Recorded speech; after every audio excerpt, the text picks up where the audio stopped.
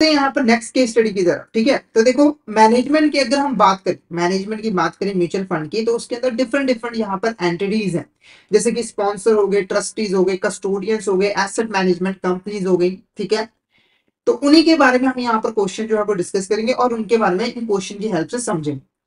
तो first question देखो, dash are entities और individual responsible for establishing the mutual fund, they play a crucial role in the mutual fund formation and ongoing operations. ठीक है, तो ऐसी entities और individual जो कि यहाँ पर म्यूचुअल फंड को इस्टेब्लिश करते हैं, उसे हम क्या कहेंगे? ऑप्शन है स्पॉन्सर, ट्रस्टीज, कस्टोडियंस या फिर नन ऑफ द अबव। तो आपको क्या लग रहा है इसका करेक्ट आंसर क्या होगा? ऐसी कौन सी एंटिटीज हैं जो कि यहाँ पर म्यूचुअल फंड को इस्टेब्लिश करने का काम जो है वो करते हैं? स्पॉन्सर, ट्रस्टीज, कस्टोडियंस या फिर नन ऑफ द अबव। तो फटाफट से इसका आंसर बता दिए, इसका आंसर आपको क्या लग रहा है, क्या होगा इसका करेक्ट आंसर? तो इसका जो करेक्ट आंसर है वो है ऑप्शन है sponsor is a correct answer. जैसे मान के चलो एक एक्सवाइजेड कंपनी है, उसने यहाँ पर म्यूचुअल फंड को इस्टेब्लिश किया, म्यूचुअल फंड हाउस को यहाँ पर इस्टेब्लिश किया, तो एक्सवाइजेड कंपनी को हम क्या मानेंगे? यहाँ पर स्पॉन्सर मानेंगे। उसके बाद देखो which of this statement is correct regarding the asset management company, इसमें से कौन सी स्टेटमेंट जो है वो एसेट मैनेजमेंट कंपनी के रिगार्डिंग करेक्ट है? देखो asset management company basically mutual fund की जो एसेट्स हैं उनको मैनेज करने का काम करती है। कैसे ये मैनेज करते हैं? तो बेसिकली जो हमारा म्यूचुअल फंड है, जब वो इन्वेस्टर्स है फंड्स को इकट्ठा करता है, तो उस फंड्स को कहाँ पे इन्वेस्टमेंट करना है, किन सिक्योरिटीज में इन्वेस्टमेंट करना है, ये जो डिसीजन है वो हमारी जो एसेट मैनेजमेंट कंपनी है वही यहाँ पर जो है वो लेती है। क्लियर आपको? तो फर्स्ट स्टेटमेंट देखो, AMC manage the mutual fund investment portfolio making by making investment in various types of securities on a day to day basis. ठीक है, तो बेसिकली जो म्यूचुअल फंड का इन्वेस्टमेंट पोर्टफोलियो उसको कौन मैनेज करता है? एएमसी। इन्वेस्टमेंट पोर्टफोलियो का मतलब कि जो हमारा म्यूचुअल फंड है वो उसने फंड्स को किन किन डिफरेंट एसेट्स में इन्वेस्टमेंट किया, तो इन्वेस्टमेंट करने का जो डिसीजन है वो एसेट मैनेजमेंट कंपनी ही लेती है। वही डिसाइड करती है कि पैसे को हमें कहाँ, किस कंपनी में, किस सिक्योरिटीज के अंदर इन्वेस्ट करना है। ठीक है, नेक्स्ट है they make investment decision, create and manage fund schemes and aim to achieve funds objective. वो बेसिकली यहाँ पर क्या करते हैं? इन्वेस्टमेंट डिसीजन लेते हैं कि हमें सिक्योरिटीज को कहाँ इन्वेस्ट करना है, जो हमारी फंड स्कीम्स होती हैं उनको क्रिएट करते हैं, उसे मैनेज करते हैं ताकि फंड के जो ऑब्जेक्टिव है उनको अचीव किया जा सके।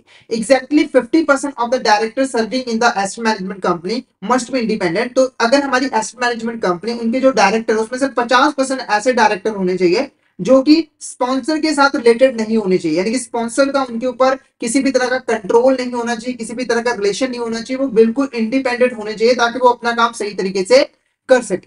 तो ये सभी के सभी जो स्टेटमेंट्स है वो एसेट मैनेजमेंट कंपनी के रिगार्डिंग बिल्कुल करेक्ट है। तो जो ऑप्शन डी होगा वो हमारा यहाँ पर करेक्ट आंसर जो है वो रहेगा।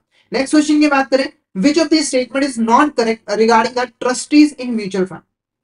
तो देखो म्यूचुअल फंड के अंदर ट्रस्टी का जो मेन काम होता है वो यही होता है कि जो हमारे इन्वेस्टर्स हैं उनको प्रोटेक्ट करना ताकि उनको किसी भी तरह का लॉस जो है वो ना। ठीक है, ट्रस्टी का काम होता है कि वो म्यूचुअल फंड की जितने भी ऑपरेशंस है उसके ऊपर प्रॉपर तरीके से निगरानी रखे ताकि इंश्योर किया जा सके कि जो हमारे इन्वेस्टर्स हैं उनका पैसा सेफ है, उनको किसी भी तरह का लॉस जो है वो ना हो सके। ठीक है, तो पहली स्टेटमेंट देखो, trustees are responsible for safeguarding the interest of mutual fund investor. तो ये स्टेटमेंट क्या है? बिल्कुल करेक्ट है, यानी कि इन्वेस्टर को प्रोटेक्ट करने का काम होता है ट्रस्टी का।